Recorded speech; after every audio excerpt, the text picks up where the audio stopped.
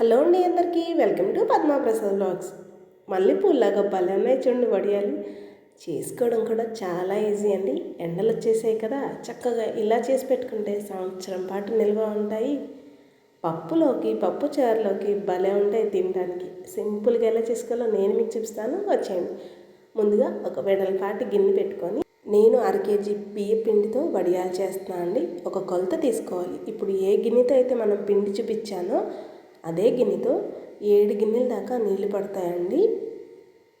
చూడండి, నేను ఇప్పుడు 5 గిన్నెల దాకా పోసాను. నీళ్ళని తెరల కాగనిద్దాం. దీంట్లోనే రుచికి సరిపడ ఉప్పు వేసుకొని 8 నుండి 9 దాకా పచ్చిమిర్చి, చిన్న అల్లం ముక్కను కూడా కచ్చపచ్చ గ్రైండ్ చేసుకున్నాను. చూడండి, నీళ్ళు చక్కగా కాగుతున్నాయి కదా. గ్రైండ్ చేసుకున్న మనం పచ్చిమిర్చి, అల్లంది పేస్ట్ని కూడా వాటర్లో వేసేసుకొని ఇంకా కాసేపు మరగనిద్దాం. ఈ లోపల పిండిలో మనం 2 గిన్నెల వరకు నీళ్లు పోసుకొని 5 గిన్నెల నీళ్ళు మరగనిస్తున్నాం కదా. ఇంకొక 2 గిన్నెల నీళ్ళు పిండిలో పోసుకొని పిండి ఎక్కడ ఉండలు లేకుండా కలుపుకుందాం. చూడండి, పిండి చూపిస్తున్నాను కదా. ఇప్పుడు దీంట్లోనే చక్కగా మనం ఆ 2 గిన్నెల నీళ్ళు పోసుకొని ఉండలు లేకుండా కలుపుకుంటే సరిపోతుంది. ఒకటి గుర్తుపెట్టుకోనండి, కొలత మిస్ అయితే వడియాలు అస్సలు రావు. ఒక గిన్నె పిండికి 7 గిన్నెల వరకు నీళ్లు పోసుకుంటే పర్ఫెక్ట్గా వస్తాయి. నీళ్ళు లైట్గా తెల్లకాగుతున్నాయి కదా. మీరు ఇక్కడ ఒక్కసారి కొంచెం వాటర్ని చేతిలో వేసుకొని టేస్ట్ చేయండి, ఉప్పు స్పైసెస్ అడ్జస్ట్ చేసుకుంటూ.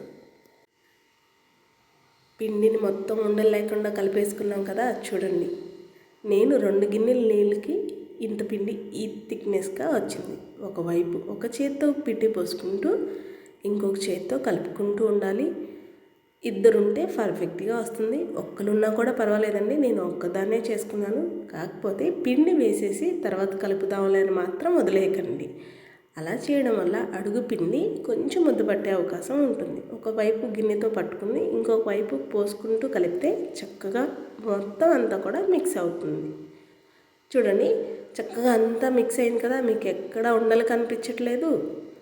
ఇంతే అండి, మొత్తం కలిపేసుకున్నాం కదా. ఒక్క 2 నిమిషాలు, 2 నిమిషాలు కొంచెం కుక్ చేసుకుందాం. అప్పుడు పిండి కొంచెం చిక్కపడుతుంది. అలా అయితే వడియాలు చక్కగా వేయంగానే ఈవినింగ్కే చక్కగా వచ్చేస్తాయండి. మరి పల్చగా ఉన్నా కూడా తీసేటప్పుడు వడియాలు కొంచెం కష్టంగా ఉంటుంది. చూడండి, చాలు ఈ థిక్నెస్ మీకు నేను చూపిస్తాను. చూడండి, ఈ థిక్నెస్ ఉంటే సరిపోతుంది.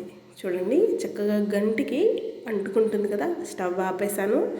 ఇప్పుడు ఒక పల్చడిది సిల్క్ శారీ మీద నేను వేస్తున్నానండి. మీకు నచ్చితే కాటన్ చీర మీద కూడా వేసుకోవచ్చు. కానీ కాటన్ చీర కన్నా సిల్క్ శారీ అయితే కనుక ఈజీగా వస్తుంది. ప్లాస్టిక్ కవర్ల మీద చాలామంది వేస్తారు. సో అది అవాయిడ్ చేయడానికి నేను ఇది ట్రై చేశాను.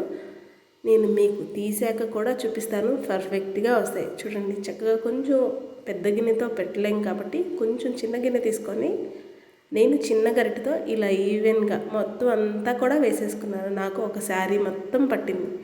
చూడండి, చక్కగా వెండాక 3 రోజుల తర్వాత నేను మీకు చూపిస్తున్నాను ఎంత పర్ఫెక్ట్గా వచ్చాయో.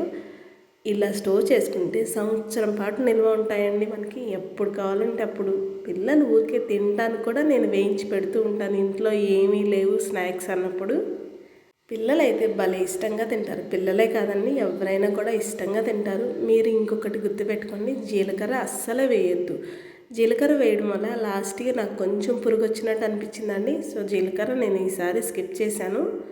మీరు ఇది గుర్తుపెట్టుకోండి. చక్కగా ఇప్పుడు డీప్ ఫ్రైకి సరిపడా ఆయిల్ పెట్టుకొని ఆయిల్ బాగా వేడెక్కాక ఇలా చేత్తో అసలు వేయకనండి. నేను ఇలా వేసేటప్పుడు నాకు చేయి మీద ఆయిల్ పడి బొబ్బు వచ్చేసింది. సో చూసుకొని వేసుకోండి. నాకు తర్వాత అర్థమైంది గరిటతో వేస్తే సరిపోయేది కదని. కానీ వడియాలు మాత్రం చూడండి మల్లెపూలాగా భలే వచ్చాయి కదా. ఇలా వస్తే చాలు, మనకి చేతులు కాళ్ళ ఏమైనా సరే అదో తృప్తి. అంతే, పోనీలే మనం చేసిన వంట సక్సెస్ఫుల్గా వచ్చింది అని. ఇలా నాలాగే ఎంతమంది ఫీల్ అవుతారో కామెంట్ చేయండి. తర్వాత బుద్ధి వచ్చింది, ఈసారికి నేను డైరెక్ట్గా ప్లేట్తోనే వేసేసాను. చక్కగా మొత్తం అన్నీ కూడా ఇలా ఫ్రై చేసుకొని కొన్ని డబ్బాల్లో స్టోర్ చేసుకుంటే పిల్లలు కూర నచ్చినప్పుడు ఇవి పక్కన పెడితే కామ్గా తినేస్తారు కదా. పిల్లలే కదండి, మా ఇంట్లో పెద్దవాళ్ళు కానీ నేను కానీ మా వారు కానీ ఎవరైనా కూడా ఇష్టంగా తినేస్తాం. చాలా క్విక్గా భలే చేసేసుకున్నాం కదా. నచ్చిందా మీకు ఈ వీడియో? అయితే లైక్ చేయండి, మన ఛానల్ని సబ్స్క్రైబ్ చేసుకోండి. అన్నట్టు మర్చిపోయా, మీరు ట్రై చేస్తారు కదా, ట్రై చేస్తే ఎలా వచ్చిందో కామెంట్ చేయడం అస్సలు మర్చిపోవద్దు. ఎండలు బాగా స్టార్ట్ అయిపోయినాయి కదా, చక్కగా ఇలా వడియాలు పట్టేసుకొని సంవత్సరం పాటు స్టోర్ చేసేసుకుంటే ఎప్పుడు కావాలంటే అప్పుడు క్విక్గా వేయించుకొని తినచ్చు. ఉంటాను మరి, మర్చిపోకుండా కామెంట్ చేయండి.